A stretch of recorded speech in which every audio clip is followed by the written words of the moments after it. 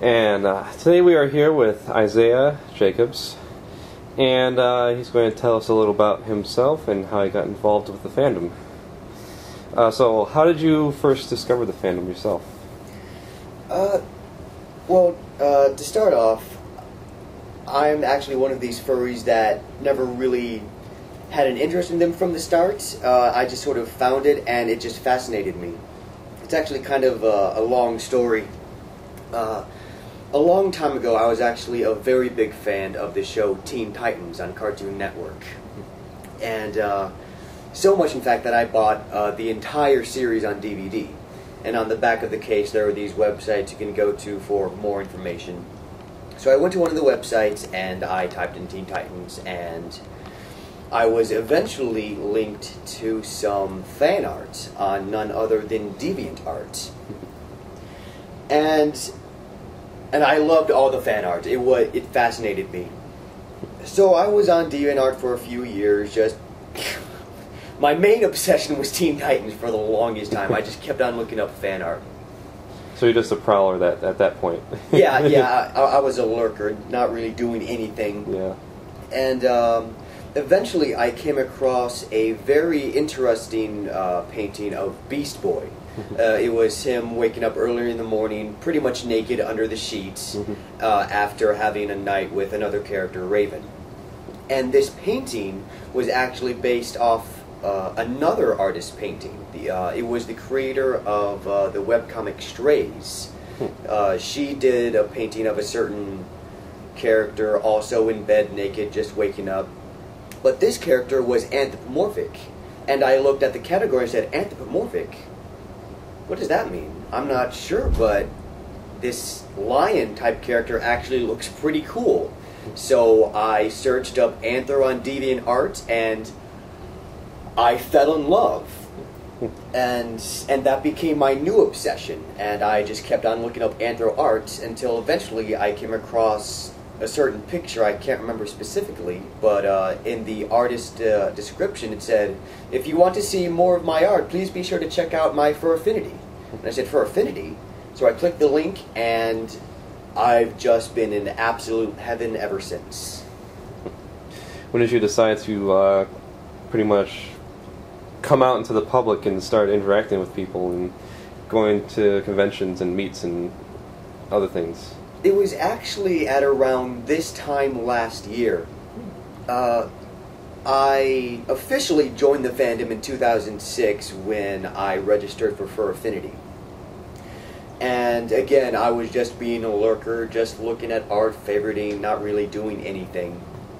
And then I kept on looking around. I was just seeing all of this great, amazing things people were doing. And then I saw other things like the Nostalgia Critic, who did reviews on movies and things like that. And I really liked this.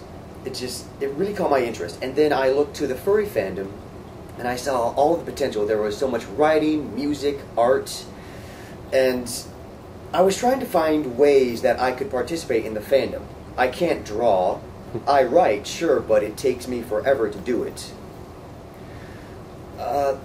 And then I just looked at all the artistic aspects, and then I got inspiration from the Nostalgia Critic, and I decided I could do reviews.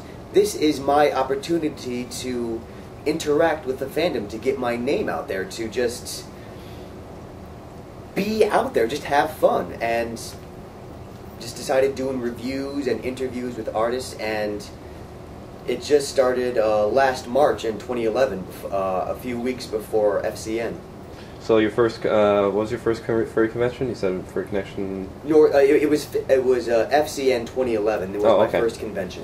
What were you thinking was going to happen there? I had no idea, and that's why I wanted to go to a convention. I just wanted to know what would happen, and unfortunately I could only go there for a day. But in that day, I was so overwhelmed. There was so many things to do. It was a short day, but it had to have been the most fun day of my life. And then since then, you've been interacting with people, made some new friends, I imagine. Uh, I wouldn't go so far as to say friends, but more acquaintances. I do hope to make friends through this show, just to make some networking, and I think it might be working out a bit. But with the contacts I've made with other people, I'm pretty happy with that thus far. So describe the show that you have online. Yes, I produce a show. It's called Furry Review, where I do reviews and interviews. And it's basically just a showcase of all the individual aspects of the fandom. But I am a very big fan of the Colbert Report. I just love the character that Stephen Colbert puts on. That is essentially a parody of all the people on Fox News. And sure, I could just go on my show and be myself and just deliver reviews and interviews and things like that. But I thought that that would be too boring. So I decided to put on a character that absolutely despises furries as a way to make it funny and enjoyable to watch. So what are some examples that you've done in the past? Well, I usually just pick out certain recent events in the fandom. In a very recent episode, the first thing I reported on was the recent passing of Henry Bestwick, otherwise known as Warhorse, and how he passed away recently. And then I recently discovered of the Domestic Fox program, which is essentially a domestication program in Russia that has been going on for the last, I want to say, 70 years. And it's just domesticating foxes as an experiment to find out how wolves became the house dogs we own today. And I did a short piece on that. And I also do interviews as well. Recently I interviewed Rukus on her latest publication, Red Lantern, and Immelman on his entire history on the internet for his webcomic Concession, Ballerina Mafia, At the Heart of It All. And conjoining with these interviews, I do interviews the following week, or if not, soon thereafter. So in other words, you're a busy man. Very busy. A lot of things lined up. What are some plans for the future in terms of your show? Well, I do plan on commissioning an official theme song for my show from Fox & More, since Stephen Colbert has his own theme. And I also plan on getting my own professional editing software, such as yourself, so that I can have a whole bunch of fancy graphic cards. And I just want to treat the show as professionally as possible. I want it to be taken seriously, that other people will like it, and also take my show seriously. While still being entertaining and of funny, course. Occasionally, and informative, of course. Yeah. Exactly. Let's see. Currently, are you in school, or are you? Yes, I have a am career? attending college and working, which sometimes makes it difficult to produce a show on a weekly basis. But sometimes I do manage enough time to squeeze one through.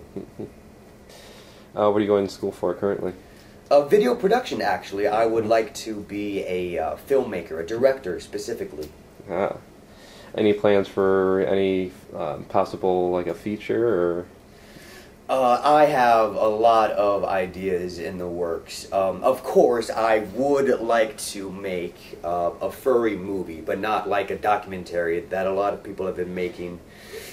Just science fiction-oriented movies with anthropomorphic characters that hopefully will be interesting enough to watch and make a big hit. Let's see. How's your was there any reaction to your family or friends when they discovered that you were involved in furry fandom, or? Well, my mom is, well, she's actually my grandma, but I've been living with her so long I call her Mom. She does find the fandom a bit confusing, but she doesn't really have a problem with it. She's, her mentality is basically, if I'm happy with it, then she's happy with it. As for my friends, they could really care less about my interest because it's not like I'm always introducing furry into our lives. We just talk about other things. It's mainly video games and just commenting on current political and social issues. The best interview that you've done? The best interview I've done, it would actually have to be with Ruckus. It was just an amazing interview I had with her. She's a very lovely young lady, and for the interview, I actually was in a Stephen Colbert type character, and she just really rolled with it, and she was able to introduce her own type of humor, which just really made it very enjoyable. Mm-hmm. Did you ever have any that just fell flat altogether? Or? Yeah, it would actually be my interview with Immelman. That was a big point of concern because he was actually worried that it would be boring, and it actually did. And another thing, it just got... It is the longest interview to date, and it got very specific on certain things in his life, especially on concession, and not that too proud of it, but I thought it was good enough to put out there. Mm-hmm. So how many conventions have you been to as of now? This is actually my second convention. I've only had the time, I only have the money to attend FCN. But hopefully, as I work more and build up money, I'll be able to go to more conventions like IndieCon, Furcon, eventually AC. That's the biggest one. Mm-hmm. Yeah, that's all. Yeah. The ultimate furry convention. The ultimate, yeah. It does have the world record for the biggest furry convention. What is your persona? My persona is actually a spider. I personally am terrified of spiders, and I just thought it would be interesting to take on something that I'm terrified of. Any specific spider? There is a certain species that my persona is based off of. I can't remember it right now, but it's a very complicated name. Oh, your persona name. Oh, actually, I don't really have a persona name. I guess my persona name is the same as my own name. I do have an FA. It's Don46, but that's just something that I chose a long time ago when I joined DA. It was just something you probably end up changing.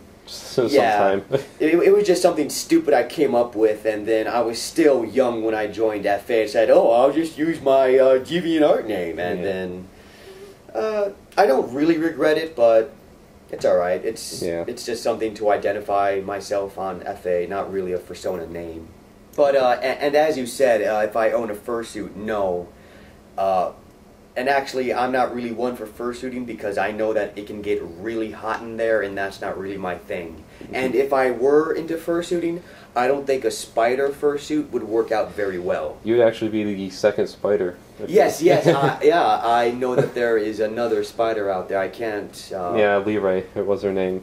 Oh, that's it, that's right, she's from Michigan, too. Well, you know, we got Uncle Kage, the cockroach. Oh, yeah, cockroach. a Japanese cockroach, I believe. Yes, it was a samurai. Kagamushi? Yes, actually. Yes. So is it just you by yourself doing all these shows and projects right now? Yeah, it is just a one-man show, but I've actually been able to talk with Ketsa Drake, the creator of Furthia High, and we actually got to talking about critiquing other furry webcomics. And we got to talking about it, and we might, in the future, be working together on reviews of certain furry things.